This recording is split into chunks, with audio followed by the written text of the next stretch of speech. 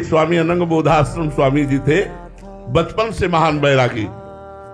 चित्रकूट में रामलीला हो रही थी, तो जब राम वनवास का प्रसंग चला तो वो बालक ही थे, भाग पड़े घर से। भगवान वनवास को गए, अब मैं आजीवन वनवास में रहूंगा, ऐसा उन्होंने निश्चय किया और गंगा का किनारा पकड़ा। तो एक स्वामी शंकरानंद जी महापुरुष, बड़े सिद्ध महापुरुष थे, वहां उनको संतोष प्राप्त हुआ, उनके चरणों में लौट गए और कहा स्वामी जी मैं संन्यास लेना चाहता हूं।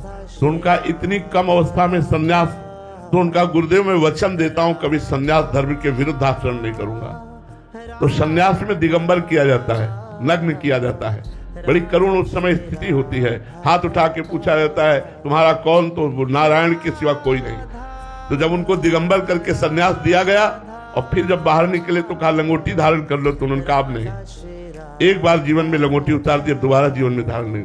तो गंगा के किनारे पूरा जीवन तपती हुई धूप में, सर्दी में, बरसात में कभी वो छत के नीचे नहीं रहे, ऐसे ही दिगंबर रहते दिगंबर स्वामी। और सिद्ध महापुरुष करपात्री जी साष्टांग दंडवत करके कहते कि अगर चलते फिरते ब्रह्म का दर्शन करना है तो असनी में थे, असनी में स्वामी जी थे, असनी में अनंग बोधाश्रम स्वामी जी के दर्शन करो। तो बाहरी लोग ये जान ही नहीं सकते, बाहरी लक्षणों से संतों को नहीं पहचाना जा सकता। और संतों का सहज स्वभाव, सरलता, भगवान की कृपालुता, ये हम सबका कल्याण कर देगी। बस हम भाव कर ले, हम संतों पर भगवत भाव कर ले।